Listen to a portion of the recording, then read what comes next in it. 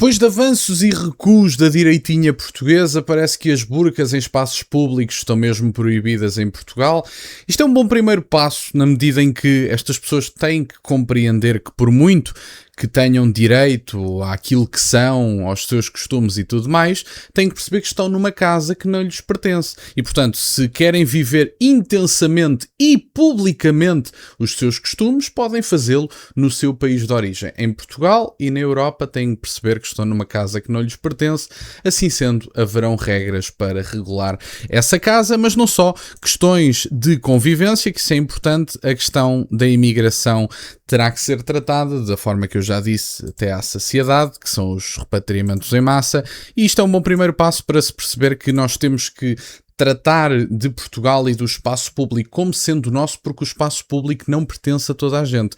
E nós compreendemos essa dinâmica quando, por exemplo, há, evidentemente, pessoas a fazer rezas massivas em que portugueses foram impedidos de comer carne de porco na zona do Martim Moniz porque era ofensivo para determinadas comunidades, mas ninguém parece ficar preocupado com o potencial de ofensa que há nas rezas, massivas dos muçulmanos nas ruas em Lisboa, que são, obviamente, demonstrações de força claríssimas e que não têm que acontecer em Portugal porque este país não lhes pertence. Vamos ver a notícia e fazer nos comentários. Ora, como eu dizia, vitória do Chega. Parlamento proíbe definitivamente as burcas em Portugal. A proposta do Chega para proibir a ocultação de rosto em espaços públicos recebeu luz verde da Assembleia da República. O diploma, conhecido como Lei das Burcas, foi recebido como uma salva de palmas da bancada do partido, que fala numa vitória da segurança e da ordem pública. E depois, acho interessante que as almas mais feministas olharam desde o início do processo deste diploma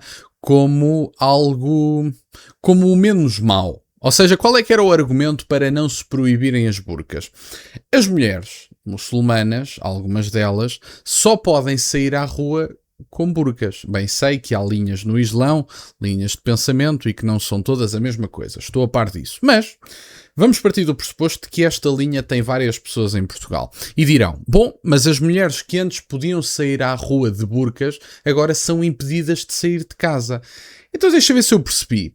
Nós estamos a permitir a utilização de burcas por parte de mulheres, senão elas ficam sequestradas em casa. É isso que eu estou a ouvir. Portanto, afinal assumimos que as questões de violência doméstica e determinados abusos acontecem vindos de uma determinada cultura. Afinal, reconhecemos todos isso genericamente. Então, o que tem que acontecer é as pessoas que tornam alguém, seja a mulher, o marido, o tio, o que quer que seja, alguém sequestrado, têm que enfrentar as consequências legais do sequestro. Acho que não tem, isto não é física quântica, é fácil de perceber. Há regras e acho muito bem que as mulheres sejam protegidas desse ponto de vista, pois está claro. Eu não vivo e não me agradam e não quero receber culturas que acham normal agredir, prender, até matar, como acontece em algumas autoridades de determinados países muçulmanos, uma mulher que não usa burca ou que mostra um bocadinho de cabelo, etc. Isso é absolutamente inaceitável, incompreensível e não tem que ser aceito em lado nenhum. E, portanto, vamos ver aqui o resto da notícia. A Assembleia da República aprovou em votação final global o projeto de lei do Chega que proíbe a ocultação dos rostos em espaços públicos, conhecida como a Lei das Burcas. A iniciativa constitui uma das principais bandeiras políticas do partido nas áreas da segurança e da imigração, seguindo agora para a promulgação. E, portanto, houve aqui, como sabem, isto é notícia oficial e recente, alguns avanços e recuos, essencialmente da direitinha portuguesa, e agora a direitinha portuguesa finalmente deu luz verde a esta situação. Com a aprovação deste diploma, o Chega a ver concretizada uma das suas propostas mais emblemáticas da atual legislatura. O partido sustenta que a proibição da ocultação do rosto em espaços públicos constitui uma medida essencial para reforçar a segurança, facilitar a identificação das pessoas pelas autoridades e salvaguardar a ordem pública. A aprovação foi assinalada pelos deputados do Chega com uma salva de palmas de pé num momento em que o partido interpretou como a concretização de um compromisso assumido perante os portugueses. E, portanto, parece-me muito bem. Eu acho que agora um dos próximos compromissos para os quais provavelmente não, teremos mesmo que empurrar o Partido Social Democrata é começar a falar sobre os repatriamentos em massa. Eu bem sei que há pessoas, tenham almas mais progressistas ou mais conservadoras, dirão olhar para os números, bom, mas nós precisamos de um determinado número de mão de obra, precisamos de trazer mais pessoas, e a minha solução é simples e é aquela que sempre tivemos ao longo de vários anos. Não me parece que os portugueses e os europeus genericamente tenham agora, que se tenham tornado burgueses de tal forma que há determinados trabalhos que não querem fazer. Não, há uma pressão evidente no mercado da habitação, também trazida pela imigração, que impede que famílias possam prosperar e ter cá os seus filhos. Como é que os meus amigos querem reverter a crise de natalidade se um jovem, antes de ter os filhos, antes de se casar e antes de ter uma casa, se põe a andar para um país onde tem melhores salários e a partir daí compra uma casa, tem uma família e os filhos ficam por lá e, se for preciso, nem voltam para Portugal? Isso é o que tem que ser considerado. O português comum não sai de casa, o mais jovem, ainda para mais que está em início de carreira, e por isso terá um salário mais baixo, como é expectável, evidentemente. Mas um jovem que tenha esse salário mais baixo gasta em Lisboa 100, 110, 115% do seu salário numa renda. E depois resta o salário do seu parceiro, do seu parceiro ou da sua parceira, se o tiver, para pagar o resto das contas. E o que nós vemos é que os jovens ficam em modo de sobrevivência.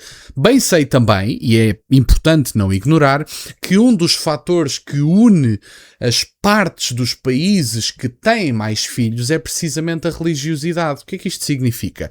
Quanto mais religioso é um casal, mais propenso ele está a ter filhos. E, portanto, bem sei que existe um problema filho da modernidade, filho do liberalismo, e que também, evidentemente, tem influência na natalidade, nas famílias florescerem e tudo mais. Eu não atiro a coisa só para a esfera económica, porque acho que isso é um disparate. Portugal já teve boas taxas de natalidade em situações económicas muito piores do que a atual.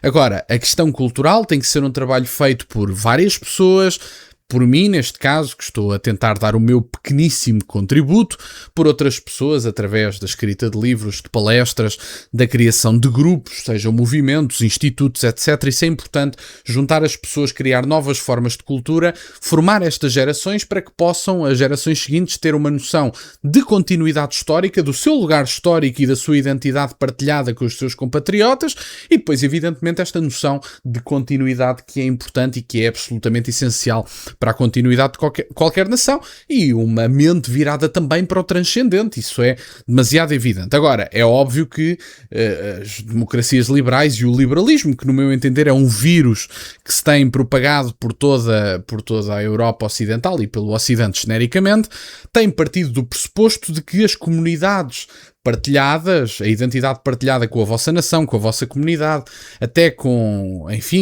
uma ideia virada para o transcendente, é algo que pelos liberais e pelas mentes mais liberais, sejam elas de esquerda ou de direita, é compreendido como uma espécie de impedimento à verdadeira liberdade do indivíduo. E enquanto nós virmos a liberdade como uma parte de nós que só é concretizada quando nos libertamos da nossa existência social, meus amigos, assim posso-vos garantir que não haverá qualquer tipo de incentivos fiscal que resolva o assunto. E, portanto, essencialmente era isto que eu tinha para partilhar. A coisa está resolvida para já, a direitinha permitiu a passagem desta lei. Fico muito feliz que comecemos a falar dos repatriamentos em massa que terão que ser feitos. Era isto que eu tinha para partilhar, fico-vos grato que estejam desse lado, deixem só o gosto neste vídeo e subscrevam o canal. Tem as minhas redes sociais, o MBA na descrição, por acaso de quererem fazer alguma doação, e nunca se esqueçam, meus caros, questionem tudo. Até à próxima.